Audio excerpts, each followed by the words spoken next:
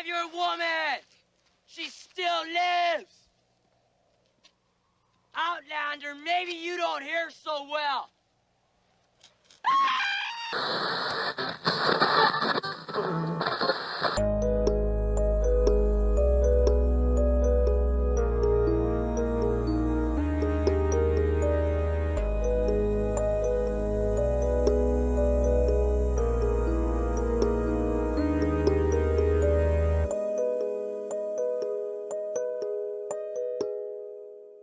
Welcome to the podcast Compels You, the show where we are given curse categories by our evil AI overlord, tasked with coming up with movies that fit those categories and sharing them with you, our corny community. I'm Bill, and with me as always is my co-host Stacy. How you doing, Stacy? Doing pretty good. It's the spooky season. Sure And I'm is. not just referring to the election. Well, Um, now you're dating this episode. well, yes, but I think that's okay because I want to say that tomorrow in our timeline here is Halloween. Although this episode's going to air after, I have not decided yet what to queue up and watch yet. Do you have any like Halloween watching traditions and or plans? Oh boy, do I. I mean, my number one is obviously 1978 Halloween. That's just because it's my favorite movie and I save it for It's one a day great out of the movie. year so I don't spoil it. But I would recommend The Midnight Hour. I have told you about this before. It is awesome. It is a made for TV movie that came out kind of right after the Thriller video came out, Michael Jackson's Thriller. And it Okay. has musical components in it. It has like just every kind of monster creature you could imagine, and it's super campy, and it's actually a little bit scary at parts, which makes it odd for like a made-for-TV movie. How fun. And LeVar, is his name LeVar Burton, the Reading Rainbow guy? Yes. He has a role in it, and there's a couple Right. others that are in it as well. You can actually find the full cut on YouTube, and I only say that because this is a very hard movie to find, and it's Mm. actually a really good copy. So I would definitely recommend Midnight Hour. I think it's from like 1985 or six or something. It's like right when I was born. Well, that decides it. That's what I'm going to do. But also, since this episode's going to be out there after the fact, I'd be curious to know from our listeners, like, what did they watch for Yeah. Halloween? And or what are your favorite Halloween themed movies? They could be related to the Halloween franchise or not. Have you seen anything new lately? Sadly, no. I did start watching The Substance, which I don't know if is that considered a horror movie, kind of body horror maybe. I think so. I started watching that. So far, so good. I got distracted, unfortunately, but I will get back into that one. I have a lot in my queue. This is kind of a busy season. Like it's especially having a little kid now who's just like wants to do all the Halloween stuff, and I'm Uh, totally on board. And Naturally.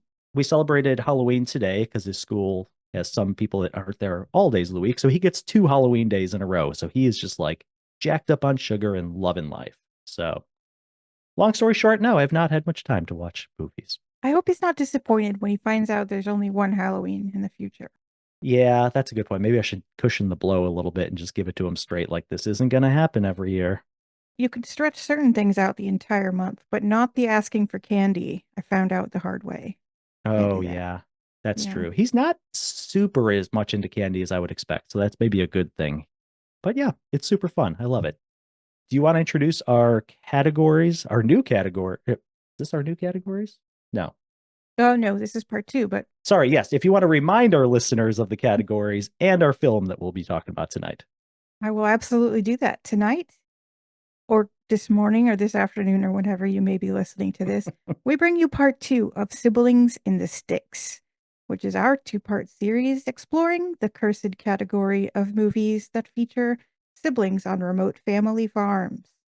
In part one of the series, we reviewed The Dark and the Wicked, which Bill thought was better than average, and I thought was very nearly the perfect movie, highly recommended. This episode's movie is 1984 folk horror slasher thriller Children of the Corn. Woo! Children of the Corn is based on a 1977 short story by Stephen King called Children of the Corn. That story was first published in the March 1977 issue of Penthouse magazine. which used to be a great place for fiction. Not sure if it's the right place for that kind of fiction anymore. That's weird. I didn't know that. Does it even exist? Penthouse. A lot of Good great question. writers published in Penthouse back in the day. And then it was published again in King's 1978 anthology, Night Shift, no relation to Night Watch, which was another movie that we covered recently.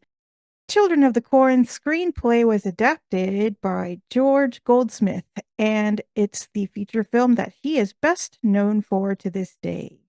Children of the Corn was directed by Fritz Kirsch, and it's also the feature film he is best known for to this day, and the only one that he's directed that has ever been nominated for or received an award.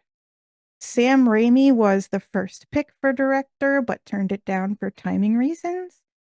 Fritz Kirsch worked in advertising, so that's a thing, according to Wikipedia, Wow. and was the third choice for director. Probably one of the best things about Children of the Corn is that it stars the lovely Linda Hamilton, who is, of course, best known as Sarah Connor in the Terminator movies, the first one of which came out in 1984, the same year as Children of the Corn. Wow. Children That of the is Corn. wild. I didn't put that together.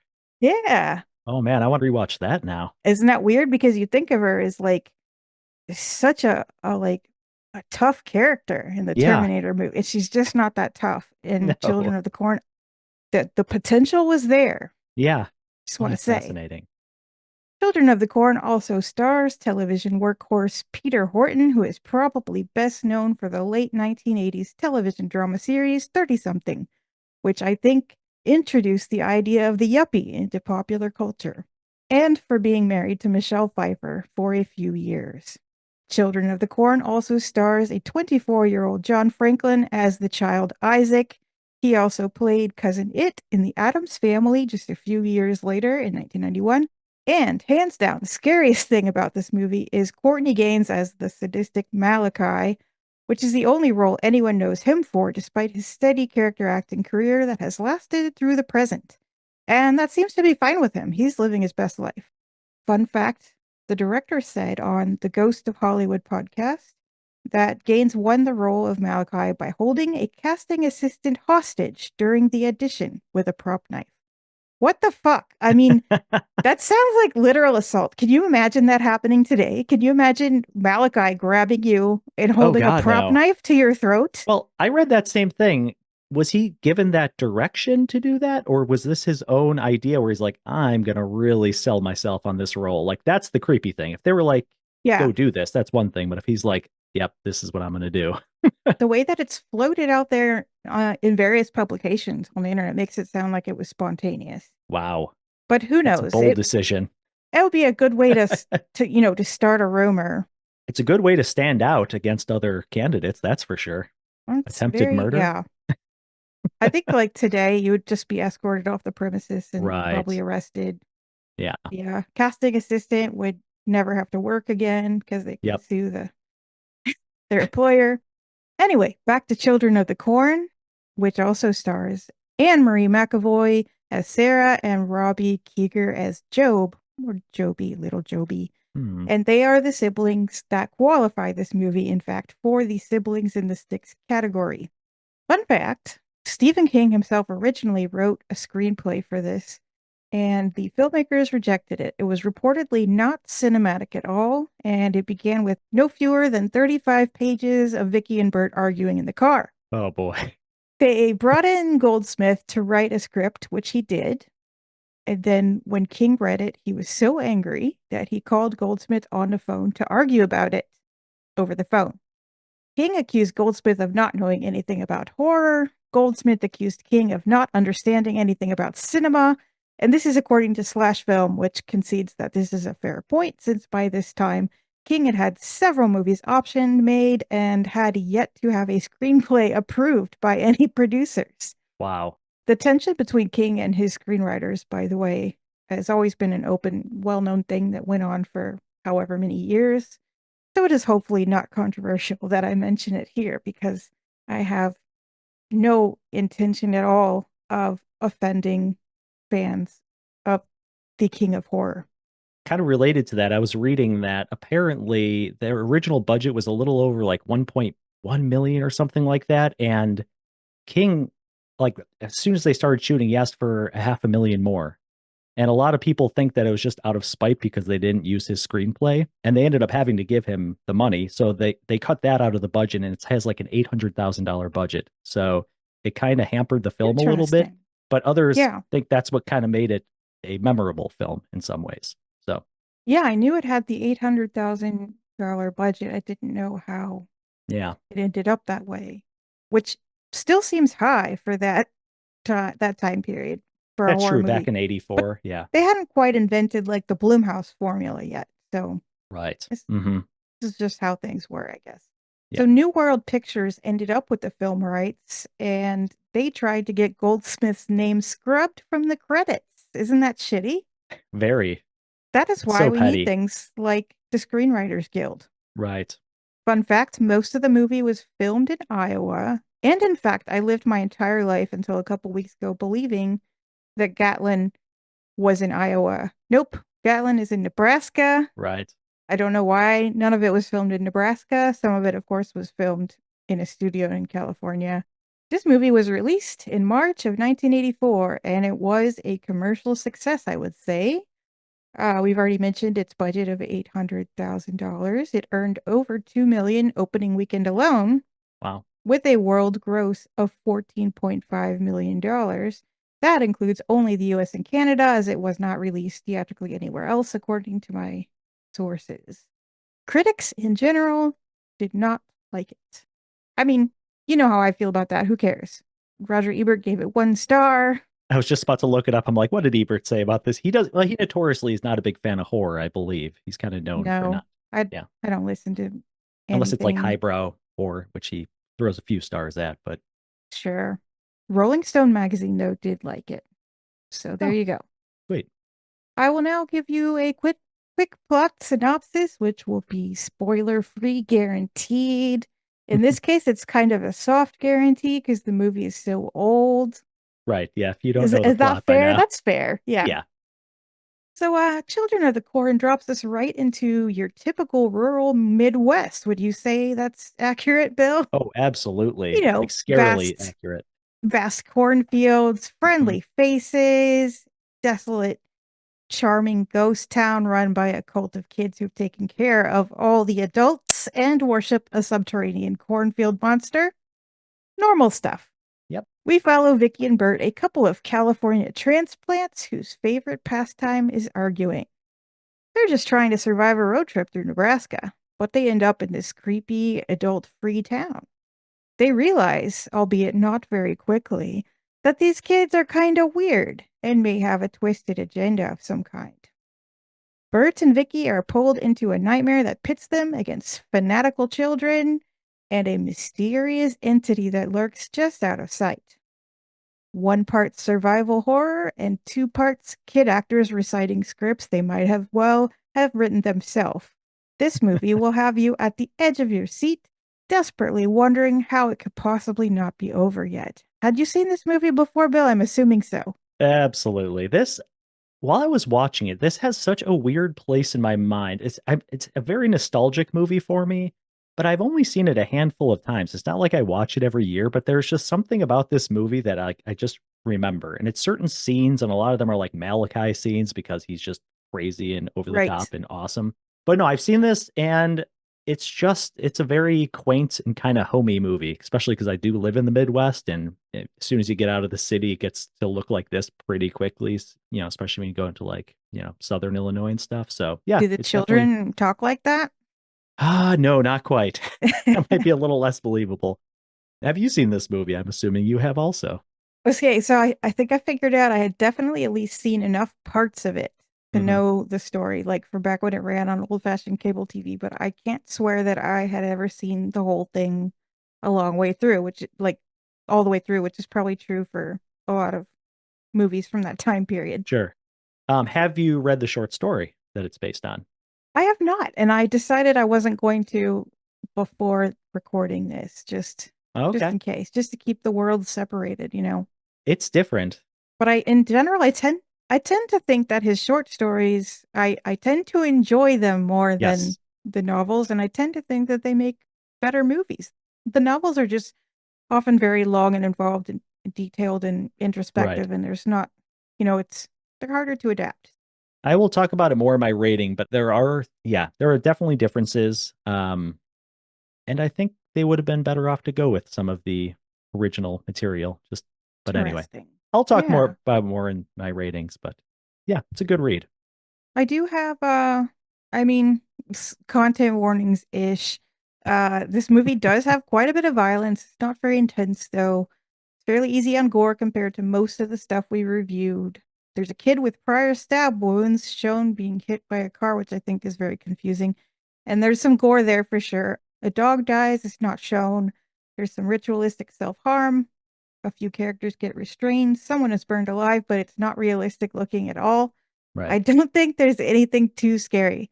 No. You might want to check, does the dog die, if you're worried about anything, but that's all I got. Perfect. Well, I guess that takes us to tonight's dark fact. Woo! Woo! Dark fact.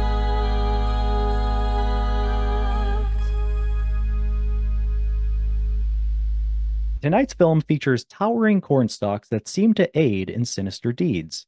Yet the real danger may lie in the grain silos where corn and other grains are stored. Grain entrapment occurs when a person becomes submerged in grain and cannot escape. Kind of like quicksand, you can think of it.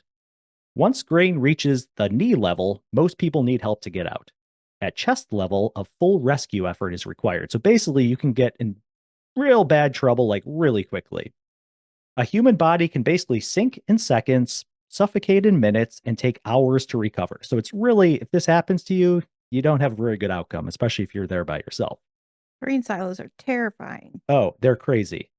Most incidents happen on small family run farms exempt from federal regulation, and many victims are children, sadly. While overall death rates on American farms have declined, grain entrapment deaths have not, with 31 fatalities reported in just 2010, and they've been slowly on the rise. And I did find this kind of horrifying quote from Bodie Blissett, who is a Mississippi farm worker, who said, "I don't even recall how high the corn was. It came down and got me with no warning, too fast, too much, and I don't like remembering it." So Oh, geez. obviously he got out alive, but man, that is a terrifying, like real life experience that could happen. I feel like I was scarred for life, possibly by some made for TV movie about someone slowly sinking into the grain in a grain silo. Oh man, yeah, that I have a little bit of claustrophobia, I would say, but maybe about as much as anyone else, but just thinking about that kind of thing, ooh, I don't like it. Not at all. But if anyone's interested, just look up grain entrapment. There's a whole thing about it, and it's fascinating. That is my dark fact of the day. So we are going to take a brief break here, brief musical interlude, and when we return, we will give a spoilerific plot point by plot point discussion of Children of the Corn. So stick around.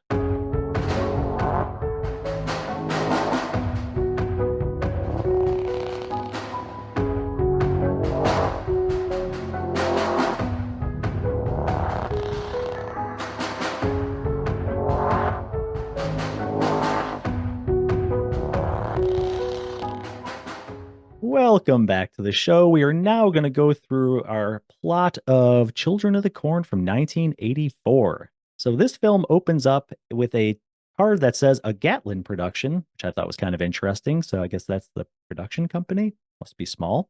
And we open up on a rural church in Gatlin, Nebraska. It says, "Today's sermon, Corn Drought and the Lord."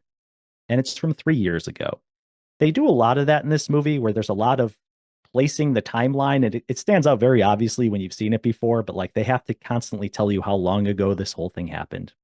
And then we get a voiceover from a little boy who he finds out his name is Job or Joby, saying that he was the only kid at church that day and all the others were out in the field with Isaac. And then we go to a quaint diner and we see Malachi, who is a menacing, kind of like teenage redhead rural character, and we get a lot of Malachi. We'll learn more about him later. But he's standing in the corner playing pinball, kind of looking real awkward and mysterious, as other children enter the diner. We then see Isaac creepily staring through the window. Isaac is our kind of dark haired, he's what kind of hat is he wearing? Always thought of it as a Children of the Corn hat. He made it famous. It's like a wide brim, kind of short black hat. Yeah. And he's just staring through the window of the diner, and it'll creep you out for sure. And then we see one of the boy comes in and he locks the door, and then we see all of the adults have been poisoned by the coffee that they've been drinking. So that's just basically they're killing all of the adults, more or less. But it's kind of a fun scene, I gotta say, the way it kind of unfolds. It's a little silly, a little fun. And the kids kill the adults using like meat slicers and farm tools and butcher knives, and like I said, poisoning the coffee. All of this while the creepy music theme plays, and Job is the only person spared out of all of this. So it's just a total bloodbath. Stacy, what did you think of this scene? I mean, every child and adult confrontation in this movie, I just had the thought, like, they're just children, like push them down or Right. something. You can overpower them. You've got at least 100 pounds Yeah. on them. Yeah. I Yeah. think it was more a sense of they weren't expecting it, maybe. Like, it's like, what the hell's happening? I also wondered, where did they get the poison? Is it corn derived? Yeah, I mean, I would imagine farms carry poison, right? You got to kill rats and mice and stuff on your Mhm. property. So Good point. Yeah, I wouldn't that's have thought of that. believable to some extent. So while this was happening, Job's sister, Sarah, is at home. She looks really agitated in her bed and she's drawing the murder scene that is currently happening. So we start to understand she has some sort of psychic ability to either, preconceive things that are about to happen or, she has some sort of insight. Indeed, but that doesn't necessarily translate to artistic ability. Just want to No, not, put that out there. yeah. I mean, she's young. She's what, like 8? I don't know. I'm terrible with ages. Somewhere between 4 and 12. I don't know. Okay. That's a good range. And then over the credits, we see a series of her drawings showing the children killing, sacrificing all of the adults, burning all of the TVs, which I thought was kind of a funny picture she drew, and tending to the field. So this kind of gives you the run up to the current day. And I think her last picture is Bert and Vicky's car parked outside the motel. And then we get that transition where it turns into the real scene. It's a nice little movie thing. Yeah. I'm sure there's a name for it. So now we meet Vicky and Bert, who, as you said in your brief synopsis, they are kind of like a young couple driving from California. Bert has a medical residency or internship. Do they say where it is? It's somewhere in the Midwest, I assume, or are they driving further? Yeah. I guess somewhere in Nebraska, I believe. Okay. And I got the idea it was going to be somewhere rural, but I don't know that they actually said. I mean, where else is there up there? I don't even know. Yeah, and this is one of the things that's very different in the book too. But anyway, I'll talk about that later.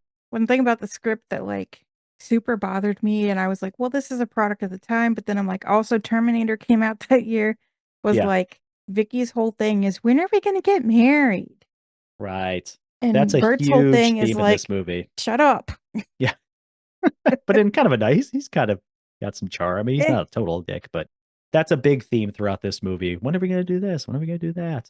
And Bert is just like laser focused, which I get it. I mean, he's driving cross country to like do this internship or whatever, but he's like laser focused on that. And she's trying to be really nice. She's like trying to celebrate his birthday. She's got a cupcake and she gives him a lighter, which Chekhov's lighter, anyone? mhm. She's like a really sweet, supportive girlfriend, obviously. They're dating, right? They're not married, or do we know? They're not married, which is why she keeps asking when are we gonna get married? Oh, that's right. They're Sorry. not even You're right. engaged. And that seems to be all she cares about. Like she didn't have her own, of course, has not followed her own dreams yet. Let's Right. say that. And he seems underappreciative of the fact that he's moving her to the middle of nowhere Yeah. from like a better place to a worse place. Sure. Uh, Sure. want to mention that. Yeah. I mean, going from California to Nebraska or thereabouts is not a step up, generally speaking. But hey, don't want to disparage any of our Nebraska Oh, listeners. I'm sure no, it's of a course lovely not. state. Just a little different. This sets up that she wants to start a family. I think she even talks about having kids, or she kind of alludes to that. And that's one of those things that it's a theme in this movie. It is. And then we find out how much patience Bert has with kids, which is Yes. hilarious. Uh-huh. Hope he's not going to be a pediatrician. Oh God, no. So then they're on the road, and there's a lot of these scenes where they're just on the road squabbling about his internship. And again, it's kind of like lighthearted. In the book, it's a little more nasty. I'll say that much. Yeah. That's one of At those least it's things. not 30 minutes of it, though. No, but I could see why Stephen King would want to include more of that because there is a bit more of that in the short story. Meanwhile, Job and Sarah are helping another child, Joseph, to kind of run away. So they're like sneaking him out the back and like keeping a watchful eye out. And they beg him to run away because Isaac doesn't let them. Oh no, I think they beg them to take them with them or something. Doesn't matter. Because Isaac doesn't let them do anything like draw or have a record player. So these two are kind of separate from the main crowd of kids. You can tell there's a little something different about them. This kind of strains credulity to me because you mean to tell me that this kid preacher is going to convince all the kids that they Mhm. can't play or draw or listen to music and that there's not even any adults around anymore? I mean, isn't that kind of flipped? Yeah, I mean, Like, kids will be what's he kids even at get some rid of the point. adults for? Like, no one's having any fun. I guess it's just a culture of fear, I'm assuming. I mean, Isaac's kind of a very fearful, Yeah. fear-driven creature. But yeah, I see your point. Joseph, again, the kid who's running away, he runs through the corn towards the road. We get a very theatrical score here. And meanwhile, Bert and Vicky turn on the radio and they're making fun of like the fire and brimstone preacher that they hear. And then Vicky brings up commitment again. I think I have that like 5 times in my notes here. Just constantly like, when are we Oh, gonna start a Vicky. family? And then Joseph trips and falls as he's running through the corn, and then Malachi comes out of the corn with a large knife and attacks Joseph. So Joseph's fate is pretty much sealed at this point. Poor Joseph. As Bert and Vicky look for Gatlin on the map, they barrel into Joseph, who is just kind of standing in the road, bloody. And Bert goes to check on the boy and notices that his throat has been slashed. So this prompts him to basically tell Vicky, like, there's something very wrong here, which, yes, I would agree. As a Yeah. doctor, if you see a child whose throat has been slashed, who you just hit with your car, that's a pretty crazy thing. So, am I missing something? How did he stumble? How did he die and then stumble out into the middle of the highway and stand there? I mean, he must not have died, obviously, but you wouldn't think Malachi would just be like, okay, did my thing. See Go, ya. go for a walk, buddy. Yeah, Right. I like, mean, like, that's a good point. once you get your jugular slashed, it's pretty fast, right? I mean, we see Oh, most yeah. adults like collapse in movies from that kind of attack. So Oh yeah, for sure. Yeah, it's a movie. I don't know. Or maybe, Malachi didn't cut him deep enough. Who knows, it was in the It's script. They just did it that way because it right, was in this. exactly. Either way, though, I mean, technically Bert killed the kid, right? I mean, technically it was him hitting him with his car that it had to have been because he was standing there alive. You don't stand if you're dead. That So was my entire logic, but yeah. Malachi's just not good at slitting throats at this point. He needs more practice, I think is what I'm going to go with. The other weird thing about this is Vicky goes to sleep after this, or she falls asleep, which Ugh, is a so very annoying. odd reaction. So, I mean, she initially seems worried, sure, but you just kind of killed a kid or something. I don't think my first thing would be like, I need to just fall asleep. I hated that whole it was a dream thing for Yeah, another reason that I'll mention, but I'll let you go ahead first. sure. So Bert goes in the trunk. He gets a tire iron and a blanket. He looks super paranoid as he's like walking into the corn. I think you see people like, point of view of people watching him from the corn. Kind of spooky, kind of creepy. And then he finds blood on a stalk in Joseph's suitcase, which again, did he see where Joseph came out of? Because that's a whole fucking cornfield. You're not going to find a single stalk of corn with blood on it. I mean, Good point. Yeah. lucky guess. I don't know. Back at the car, Malachi walks towards Vicky. She gets out of the car and no one's there. And then Joseph jumps up at her and it was a dream. So yes, Vicky fell So asleep after they murdered this child. now I can say my thing. Yes, please. We see her in the car. It turns out to be her dream, but she's in the car and she's oblivious to the fact that like Malachi is sneaking up on her and with a knife out, and you see Right. like the shadow of the Yes. knife. You see him in the rearview mirror, and it looks like she's about to notice that he's there, Hmm. but she doesn't. And then, yeah, like you said, she gets out, life goes on. And Right. then it was all a dream. Like, okay, if you're dreaming, Hmm. you're only dreaming what you're seeing. You're not dreaming that someone is sneaking up and you're not see what I'm saying here? So you'd have to show it from her point of view if it was a dream, you're saying? Yeah, I'm just saying like he wouldn't have been there Yeah. unless Like she noticed him in the dream. I mean, you could dream in third person, right? Or I just think that's stretching what we do it with is. dreams and movies a little bit. Yeah. They take a lot of liberties in this movie. We'll just throw that out there I sure right off the do. top here. Bert puts the boy's body in the trunk and they continue on their way to Gatlin. Then we cut to Job and Sarah. They're playing at their own house, which is forbidden by Isaac, of course, which also strange. Where do all the kids in the town sleep? So they're not allowed to go to their homes, or they're just not allowed to play in their home? Like, you know what I mean? Like, you have a bunch of kids. Yeah. Yeah, it never shows like the barracks or anything. No, like if you had like, and that would just take a lot of organization, first of all. But like, if you're having them sleep at their homes, but they can't play, who is monitoring all this? Malachi and Isaac? Like, they seem to be the only two that have any sort of power at all over these kids. I don't know, just a strange thing there. But they're kind of sneaking around playing. I think they're playing Monopoly and just like listening to Hmm. records. It's kind of sweet, you know. They're kind of like a cute little brother sister pair. And then Malachi comes in and throws his knife in the middle of the Monopoly board, which I'm like, oh boy, here we go. He is pissed. He has major anger issues, I gotta say. He's just always like just at 11. He does not chill out ever. So we just kind of cut back and forth. Then Bert says that Joseph was already dead when he stumbled on the road. And then he uses his impressive doctor knowledge to talk about blood coagulation. Did you hear what you just said? You said the doctor said he was dead before he stumbled out onto the road. Yes. Okay. You know what? Just Even as making I sure. wrote that, that doesn't, but he explained something though about blood coagulation. So I don't know, maybe his fancy doctor talk explained it. I wasn't paying that close of attention.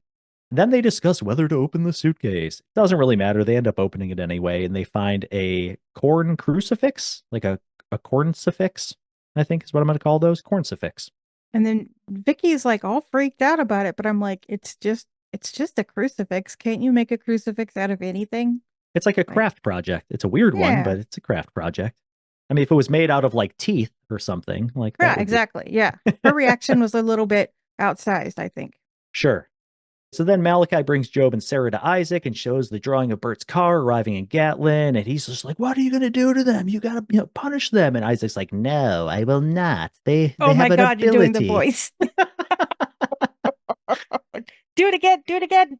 She has the ability. She will help us.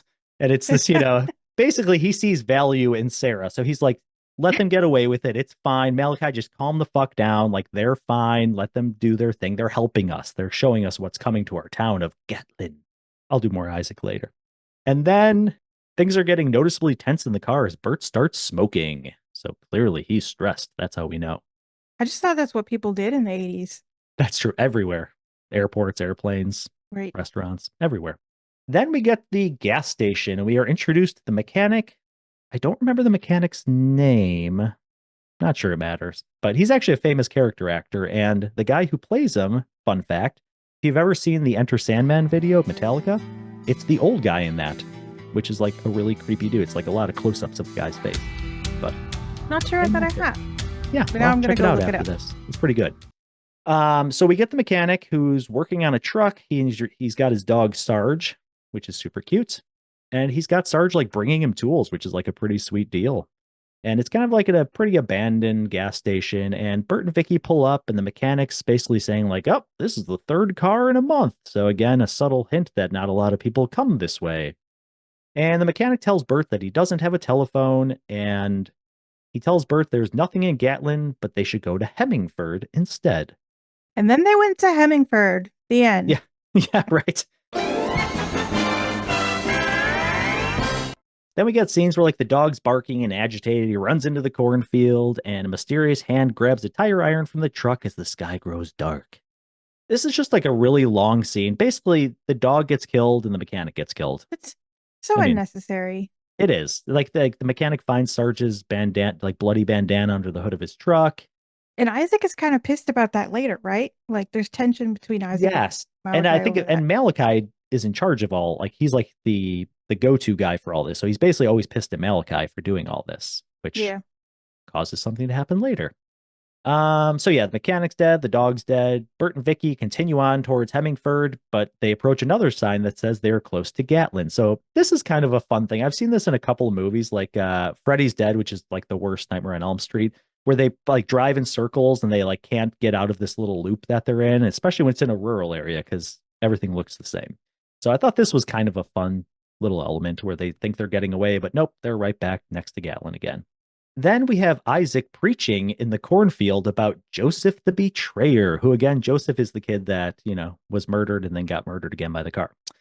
And he talks about what happens to outlanders, which is something that we're going to hear a lot about Oh from our God. friend Malachi. Outlanders who disobey Isaac. So he's basically again, he rules by fear, of course, not a new concept.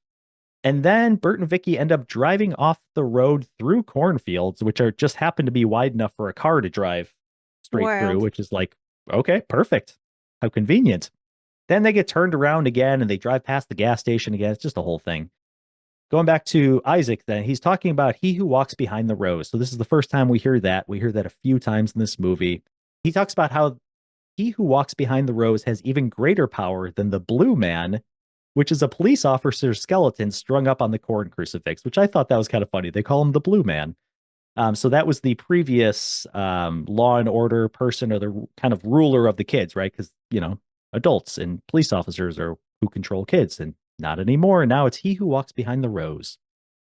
And he tasks the kids with bringing him the blood of the Outlanders, which is this a sacrifice? Is that what you understood? Like they're basically just sacrificing to he who walks behind the rose? I think so. I mean, it's also just convenient for them to get rid of anybody who might meddle. Right. So then Bert and Vicky arrive in Gatlin. Finally. Again, there's so many car scenes in this movie. And everything appears to be completely deserted. We get them walking around looking at different things. Meanwhile, you see the kids kind of like peeping up over like oil barrels and like over fences and kind of peeking at them, which I gotta say, I like movies like that where like you have outsiders coming into kind of a deserted town and you see it from the town's perspective. I think is it Invasion of the Body Snatchers kind of does that. It's that whole, outsiders versus insiders thing, which I really like. Good movie. So they stop at Hanson's Cafe, which is where the initial massacre took place 3 years ago. And they look for a phone, but the whole diner is filled with corn stalks, which is just super silly. This is one of those The things. The corn set is so design in weird this in movie. Yeah. Yeah. It's just everywhere they go, there's just corn Like stalks. the corn like acts immediately. Like as soon as Bert and Vicky park the car, basically Mhm. nature starts reclaiming it. Like, Oh, that's true, actually, because they come back. I didn't even think of that. That's so doesn't true. take long. No, that corn is feisty. We see ominous signs of children inside grabbing for weapons. As they go to leave, they see children rummaging through their car and then they run off. And Bert chases them in their car. There's a lot of these scenes too, where they're just kind of like chasing random kids and the kids kind of just get away and then they figure out what to do next. They could have just hit some kids with the car, but I guess they didn't know at this point that wouldn't Right. be a felony. Well, even Vicky's like, Bert, what are you doing? And he's like, well, I just want to talk to them. I'm like, you're chasing them in a car. Like, I don't know if that's the best way to approach children. Again, Bert's not good with children. We find this out numerous times throughout this movie. They could have just left town, you know what I mean? Like, should have just Well, left town. yeah. I mean, there's a lot of that. There's so many points in this movie where it's like, just get in your fucking car and leave anywhere. Just drive a Yeah. direction. Hopefully you won't end up back in Gatlin. Who knows how that whole thing That's works. kind of one of those like loose ends thing that they really ought to take the trouble to tie up in a Right. movie. I think, make it impossible for them to leave. Yes. Oh, absolutely. That would be so interesting. Like they're Show driving them for 3 trying. hours and then they Yeah. re-enter, the diner again or something. I agree. So then they stop at Job and Sarah's house and they go inside. It appears to be deserted. The phone line's cut. Vicky finds a 3-year-old TV guide again saying, this thing's 3 years old. Let us know how long it's been. And they hear a noise upstairs. One thing I noticed that was really kind of silly, there's like smoke rising through this house scene. So whoever set this house, they tried to make it creepy. So there's like visible smoke coming up and you're like, why is there smoke in this house? And it's like the middle of the day. Just a lot of things like that. it's fine. And that's kind of what I like about this movie. It's very cheesy, very, it's low budget. It's kind of charming. So they go upstairs. Bert sees Sarah's drawings hanging on the wall, and then they find Job and Sarah listening to records in the other room. Sarah says her mommy and daddy are in the cornfield and that all the grown-ups are there. Isaac put them there, which is kind of creepy and weird.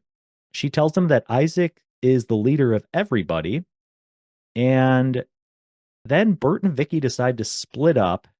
So Bert goes to run off on foot, and I think he leaves the car with Vicky and says, "It's a little weird here, but yeah, we're safe." I just don't see why you split up at this point. Like, this is not the time to do this. They didn't know they were in a horror movie. Give them I a little guess credit. it's just, I don't know. But yes, we find out Vicky is very good with kids. Bert is not good with kids. Bert does not have any patience.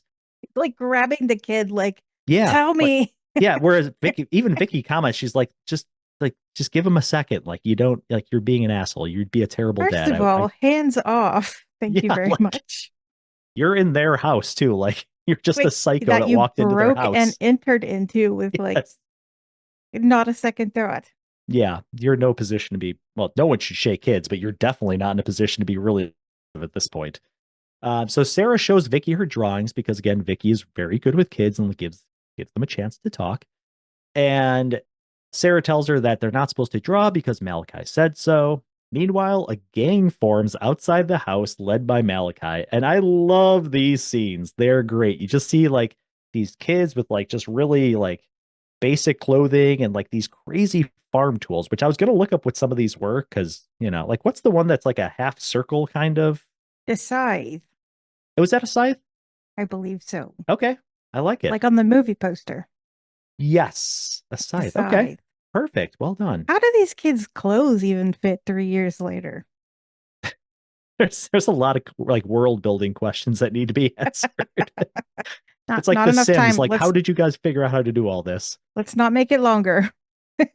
Oh, you don't want the 3-hour version where they explain how the kids do all of the menial tasks in a town? Would that be the king version? No, please cut that out. No, no, no. That would just be a lot of talking. That'd be even worse. So this gang of children converge on the house. They start entering from various like windows and doors. They're like pretty well organized, I gotta say, for just being a gang of kids. Well, they had handlers. That's true. Yeah. Handlers. Sarah says she drew Vicky at this point, and Vicky looks at it and asks Sarah, concerned, "What is this?" And while Sarah just smiles, which is like super creepy. So we It don't know is what creepy. we don't know what the drawing is yet, of course. And then she's confronted downstairs by Malachi, who says, We want to give you peace. That's not weird at all. it's a nice idea. Should Although 100% just take people at their word when they say things like that. that's where context really comes into play. Because if someone said, "I want to give you peace," I'd be like, "That's really nice." But when it's like a gang of kids with like, farm weapons, yeah, not so great. The gang enters the room and they apprehend Vicky while Sarah puts her hands over her ears like any normal child would probably do. And we see Sarah's drawing, which is the children taking Vicky with knives. So Sarah knew this was coming. And it makes you wonder if she consciously knew this or I it don't just think flowed so. through her hand, kind of. Yeah, she seems like a Yeah. sweet kid. Like she would try to help if she could. Bert goes to the school and the church, and both are abandoned and filled with corn stalks. Bert's just kind of useless through a lot of this movie. Uh, Job follows Bert into City Hall. He finds a drawing of a dragon spitting flames over the cornfield and rushes off to find Vicky. He's like, "Oh, shit, now this is real. I found a painting." He demands that Sarah tell him where Vicky is. Again, just like shaking it out of her. And she points to Malachi in her drawing, and Bert rushes off again to find Vicky. Bert just rushes from point A to point B to point C. Like, He again, certainly does. totally fairly useless until maybe the very end, I'll say. You know what? That's what pisses me off about the very end, but I'll get to that later. Oh, well, we have much to say about the end, too. So meanwhile, Vicky is brought to Isaac in the field, and Isaac is just like pissed off at Malachi. Oh, this is where he talks about he's mad at him for killing the gas station attendant because his fuel is still useful. And Malachi says, "They have corn for fuel." And Isaac says, "Not enough." And Isaac demands that they bring him Bert so that they can both be sacrificed. So Isaac's out for blood and's like, "Malachi, you suck at this." And they have Vicky attached to the corn crucifix with a crown of corn around her head and are raising her up facing the blue man. This scene is just not threatening. It's very funny. I mean, Very funny. it's so silly looking. And she never at any point looks like she's actually hanging on the Right. She always looks like she's just off screen, just standing there on something. Very comfortable. Very comfortable. Not so bad. Um, Meanwhile, again, Bert continues his long journey across this town, looking at every building, and he goes to a church. And we are introduced to Amos, who's carving his chest, and there's blood that's being collected in a bowl that's then used to write on a scroll, which is like a record keeping system they have of basically anytime someone turns 18 or 19. 18. So when they turn 18, they are now going to be sacrificed to he who walks behind the rows. And kind of willingly, like Amos just looks like he's like almost like drugged. He's like smiling. He's just kind of like, here yeah, I it's am. my This is what I do birthday. now. Yeah, it's my birthday. Then they're gonna drink the blood, right? Like, Well, that I'm not sure about because earlier Isaac's like, I want the blood. He's like, just wants mhm. blood, but like, they don't show him drinking it, do they? Or maybe they do. I thought that's what that one girl was about to do. And when Oh, isn't it Vicky maybe. that not Vicky, it's Bert, right? Who's like, what are you doing? Yeah, he bursts Stop in it. and he's just like, what the hell's wrong with you? And there's like just all these kids. Again, these are the silly scenes when you have an adult and a bunch of children who are like up to his, I don't know, a little above his waist for the most part. Just kick him. Kick him. Anything. Just Punch him. Just punt the little kid, like, like like, in what are they going to kickball. do? Like grab onto your leg? I don't know. And I don't think any of them even have weapons, honestly, in this church. They're just like kids at a church sitting in pews. And yeah, I don't know. And then he starts like taunting them for only using parts of the Bible that apply to them and rewriting the rest to suit their needs. So he's Huh. calling these kids out on their corn faith. So what do you mean, as it is written? Written where?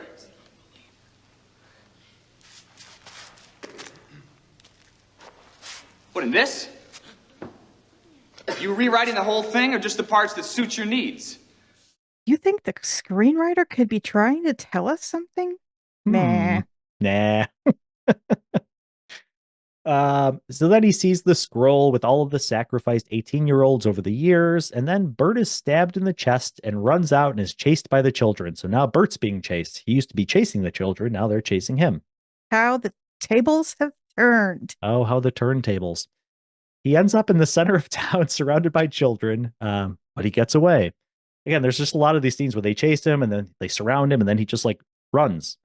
Like there's not like In not a big circles. thing. Yeah, there's oh my god, it's hilarious. It Then is. he ends up in like an abandoned storefront. Like he goes inside and then he looks out, and Malachi's staring through the window like only Malachi can do. And he follows him in. And then this, oh my god, I don't know why they put this in the movie.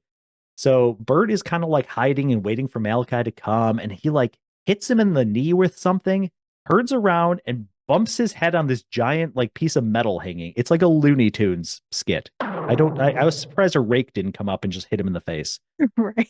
Dumbest thing I could, oh my God. I'm sorry. It's just one of those things where I'm like, why did you have to put that in there? Then Job comes out and tells Bert that he has a place for him to hide. They go into the basement of a home, and we get some background on how Isaac rose to power. I thought it was weird. They were like, when Isaac was, is this, I don't know if it happens now, but they're like, when Isaac was young, he was a preacher. Like he showed up Right. in, like, okay, but he is still supposed to be young, or at least under 18 in this movie. I guess he was the most qualified to become this preacher of corn. I I think don't it know. was all his idea. Well, I Right. mean, it was all the thing that walks behind the corn, which at the beginning I thought he was just making up. But Right. yeah, Oh, but no, but he is no, not. it's a farmer. It's a farmer walking behind the rows, Yeah, just, yeah. irrigating or whatever, Yep. That's all it picking is. off the bugs that are bad. Oh, one by one. So Job tells Bert that they took Vicky to the clearing. Meanwhile, Vicky is still hung up on the corn cross, and Isaac and Malachi start arguing about how to proceed, and Malachi pulls his knife on him. So now we Yes. get this scene. Yes. Malachi has shifted the power dynamic now. You know it's going to happen. This reminded me of another movie we watched early on, Apostle. There's that scene Right. where, right? Very similar. There always has to be this scene, I Yes. think, except for in The Wicker Man, because I mean, Sir Christopher Lee, there's nobody who could take over. No, that no, guy. he's undoubtedly the Solid. ruler. Yeah. Far superior movie, but anyway. Yeah. I digress. You think Wicker Man is better than children? Anyway, not gonna go there.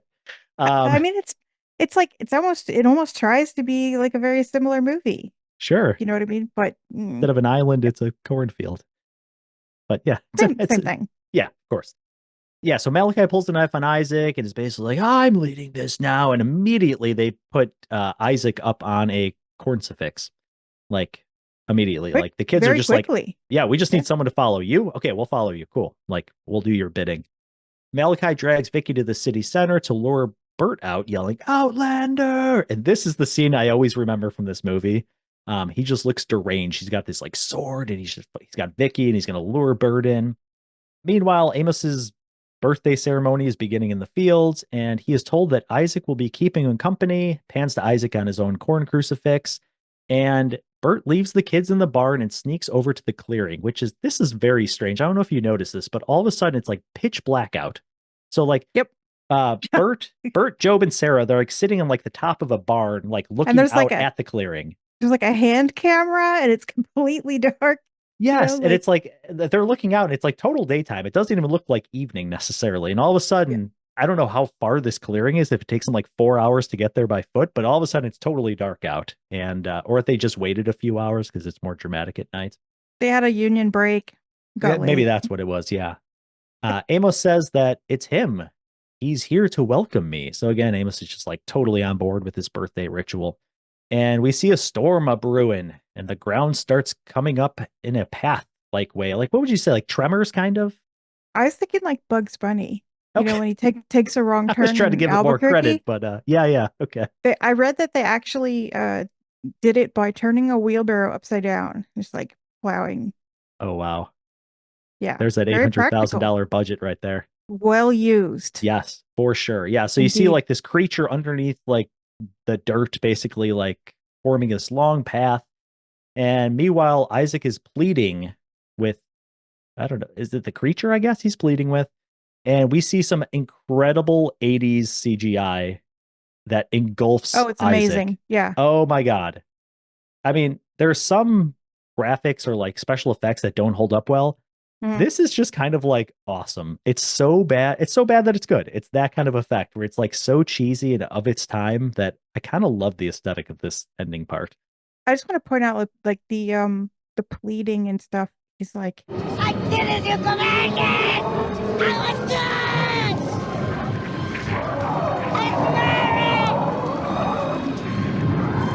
I did everything you wanted! do you remember like the end of Ready or Not? Like the dad? Oh yeah, good call. It's like another commentary. Like you can't just blindly carry out, rituals and, right. if you believe that kind of thing. Like it has more to do than just It's not a carrying out the checklist. actions. Yeah. Yeah. Yeah, that's it. Oh, I didn't even remember that. That's a good callback. So yeah, he's engulfed by the CGI, crazy 80s CGI, and then Bert beats up Malachi and is surrounded. Again, it's so many of these scenes. So he's surrounded by kids again, and he tries to speak sense to them, calling them blind. So he's basically ridiculing them to try to talk to them. Not a great way to do that. Malachi gets up and beats him with a chain before struggling for his knife. Bert walks away just as a zombie Isaac shows up, saying, "He wants you too, Malachi." And Bert and Vicky are reunited in the barn along with many of the children, which I'm like, okay, the movie's over. No. We still got other stuff to deal with here. The storm is getting more severe, and Job said that the blue man tried to kill the monster before by reading something out of the Bible. So Bert's like, great, this is not helping. He hands the verse to Bert, who reads it aloud. Turns out he was going to burn the field. The blue man, I think, was going to burn the field. So then we get the whole, I'm going to gather all my materials. It's this whole convoluted thing about how they're going to hook up gas to the irrigation system. He has trouble finding a connector. We see him working with the children, signifying that this experience has made him more ready to settle down and start a family. He starts to now work with the children instead of just intimidating them. He goes outside with the gas hose. He falls again. There's a lot of that where he just falls for no reason. That's something else I didn't point out. Every time he runs from the kids, he just has these comical falls that just for no reason. He gets wrapped up in corn stalks while he frantically tries to cut them off. Job runs out to help, but is told to go back to the barn. Bert hooks the gas hose to the irrigation system and starts it up. And we see the monster beginning to engulf the field, signified by a giant brain-looking mushroom cloud. Again, awesome graphics. As they get the sprinkler started, Joby is getting chased by the monster as Bert throws the Molotov cocktail to ignite the field by using Chekhov's lighter, of course. Of course. Glad you got that. I don't always pick up on those, but ever since I started doing these reviews with you, I keep a special eye out. This one's a little bit obvious. The four of them, again, Vicky, Bert, Job, and Sarah escape and end up back at Sarah and Job's house. Bert is going to walk to Hemmingford as he kisses Vicky, and the two kids laugh at them. Bert then gets in his car. I don't know why he gets in his car if he was going to walk. And the main girl, I don't remember her name, is in the back seat and tries to kill him because we need that last, I love that. Oh my God. That's the best scene. I feel bad. I don't know her name, and it doesn't really matter. I did know it when I was watching it. Is it Sarah? No. Oh, no, I'm sorry. the Sarah's the little girl. Yeah. Rachel. I feel like it's like Celeste or something, but no, that's too fancy. I mean, I have a Rachel on my cast list. That's kind of, I don't know. We'll call her Rachel. That could be, yeah. She's the only girl that does anything. Yeah. And except he just basically knocks her out with the car door. So great. Yes. Just like thwunk. That's it. I mean, that's all you had to do the whole time, really. Yeah. To all of these kids, this is not that hard. You just knock them on the head. And then we get a very unexciting the end title card. Like there's just no. That's it. Yeah. It ends so awkwardly. It's like now we have kids. Yes. Right. And it kind of just like pans out while the four of them are standing there, and you're like, okay, I have a lot of questions about this new family formation that you now have. Like they lived happily ever after with no therapy. No therapy at all. It's almost like no government officials ever asked any questions. By the end of this film, they're just like, oh God, is it over? Okay, perfect. Throw the end up. Like throw the title card up. Yeah, so that's the end of the movie. What did you think about the ending, Stacey? Did they land the plane? Yeah, they did. What did make me mad is that Bert could run around and be so useless the entire time. Then, of course, it's the male characters, Bert and Joby, who get to do all the cool, like, science-y stuff at the end. Why do they deserve to get to do that? I think it should have been Vicky and Sarah. Sure. Or Vicky and Sarah and Joby. Anybody but Bert, really. If they had given Vicky any sort of background at all, it would have been helpful. Like maybe she was like, I don't know, like an engineer or something. Like could have been like a science teacher. Anything. Yeah, maybe a science teacher. There you go. That would have tied it together. And like, yeah, Bert's, in the medical profession, but he wouldn't know anything about putting together like an irrigation something or other. Yeah, as if doctors are like, I'm just gonna stop right there. Well, he can tell you about blood coagulation, but I don't know if he's gonna be able to hook up a connector to an irrigation system. Like it's not even a science, it's an art. We right. practice medicine. Oh, that's true. So my idea for the end of this film that I would have liked better. So get rid of the jump scare girl in the car thing, although it is kind of hilarious. Oh, I love that part. That's the best. But I place it with like a more like, okay, the four of them get in the car and they drive away, but then you see like a new batch of kids come out of like the corn, like almost like a cliffhanger, but like not an actual cliffhanger, just something to like a little bit of foreboding at the end of the movie. What if the camera pans out and then there's other cornfields with other groups of children? Oh, I love that, like interconnected communities of just kids. It pans out and even more, and then you see like all the lights going off as the town, like cities collapse because agriculture has fallen apart because the children murdered everybody. Like it's a bigger problem than you even know. I was going to say like the end of this other movie, but that would be spoiling this other movie for you. Oh, does it take place in like a Hollywood Hills kind of? No. Oh, maybe we're talking about different ones. No, I think. Oh, I know which one you're talking about. You can cut it out. Okay, so we both said the ending's perfect. I did like the giant fireball. I approve. Yes. The giant fireball 100%. So that was satisfying.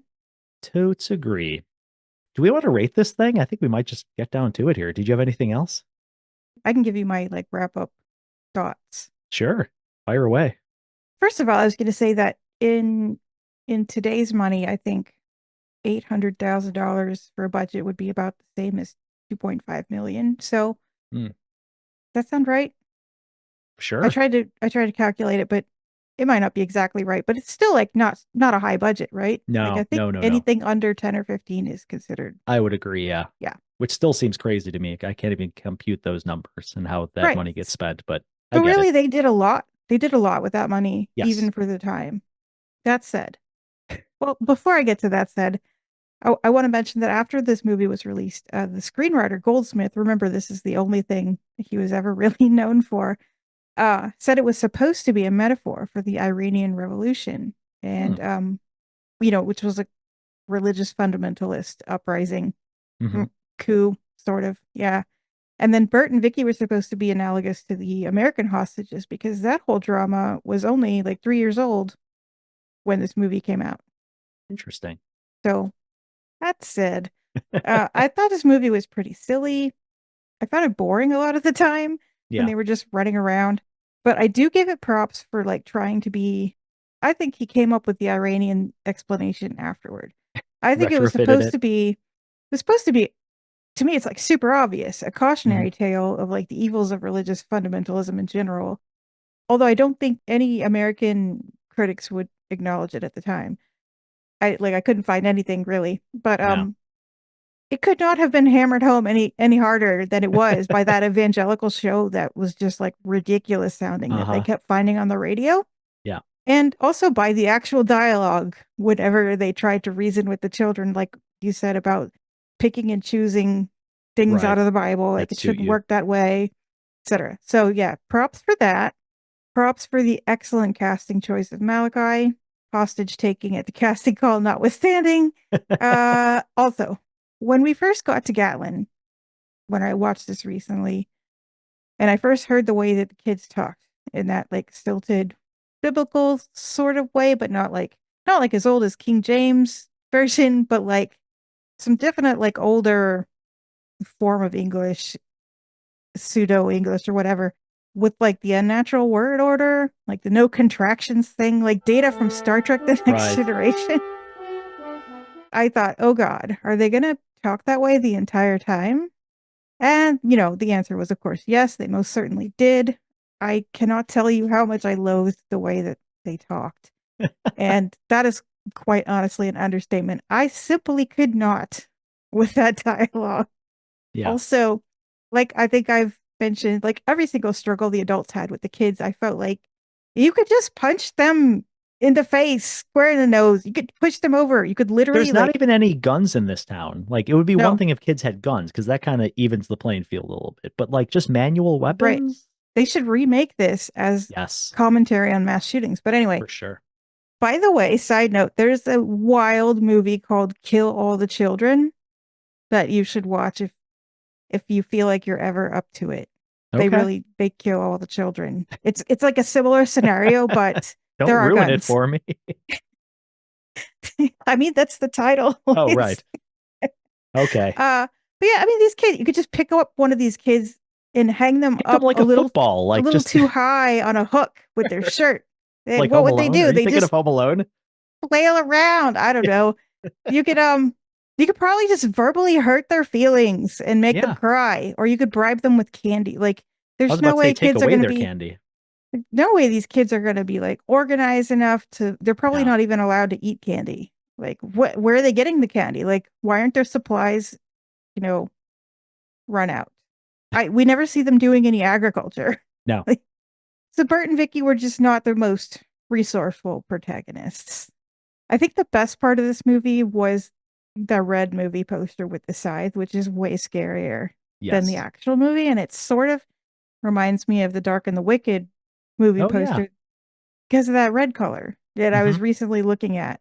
It is still like present in my mind. Longlegs too, I think, has kind of a red and black. Huh. Yeah, I hadn't thought about that in a while. So I'm going to give this one a 1.5 on a scale of 5. Wow.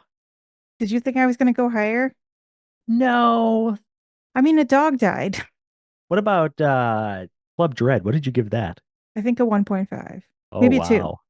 But okay, here's my additional just putting things reasoning. in perspective here. Because as I was like thinking about this, I was like, am I just being too hard on it because it was 1984? The Wicker Man was like 1972 or something. Yep. Like The Exorcist was like, no, I don't know. I'm going to get the wrong year. But it was in the 70s. Like they were making such incredible, The Omen, they were making so much better movies. Sure. And budget, but come on. No, that's fair. I couldn't stop thinking of The Wicker Man also because of the thematic material. Right. Well, what about you? Well, I'll do my best to try to pull it up a little, maybe. So like I said earlier, there is a little bit of nostalgia for this. So I don't think you had the Sure, nostalgia. So I tried to definitely put that not. aside. And honestly, it was a bit more of a letdown than the last. It's probably been 3 years since I've seen this movie. This is one that I would see at the video store all the time. And again, the cover scared the Mm. shit out of me. Even the back, I think it had like a couple scenes from it. Like it was pretty damn scary Probably looking. had Like Malachi on it's it. probably Just Malachi, his of course. face. Yes, that's all you need. You don't have to hear him talk, just his face staring at you. I'll start with the good. Being from the Midwest, I'm a sucker for a good rural setting. They do a great job with that. It looks very recognizable. It could be Iowa, it could be Wisconsin, it could be Nebraska. Very similar feel. So I do like that. It's like equally quaint and kind of ominous. They do get the ominous tones a little bit here and there. Some of it just looks silly, obviously.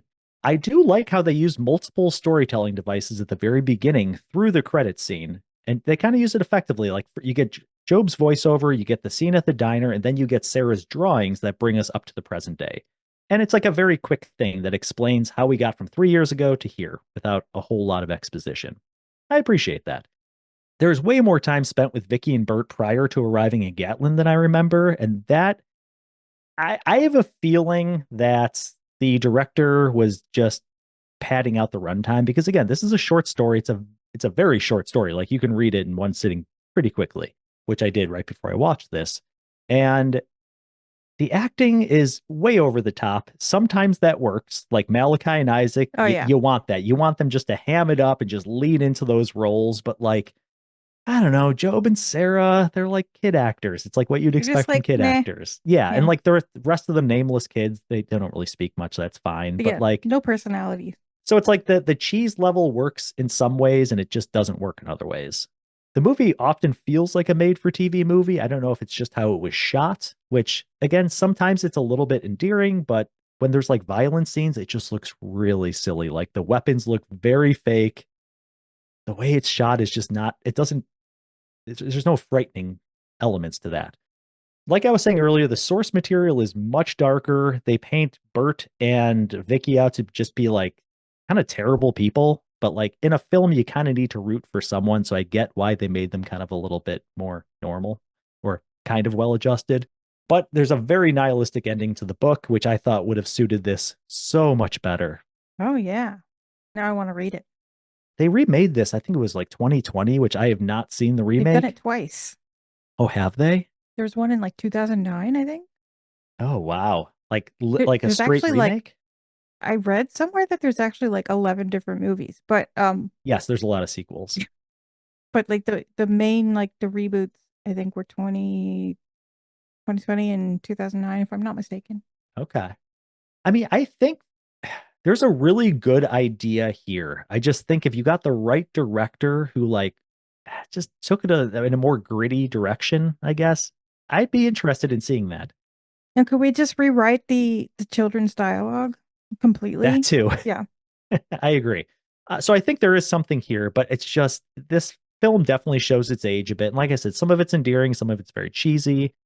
It's just a fun film to watch. Like this will probably stay in my fall rotation just because of like the atmosphere. I just like watching movies that have a good fall atmosphere.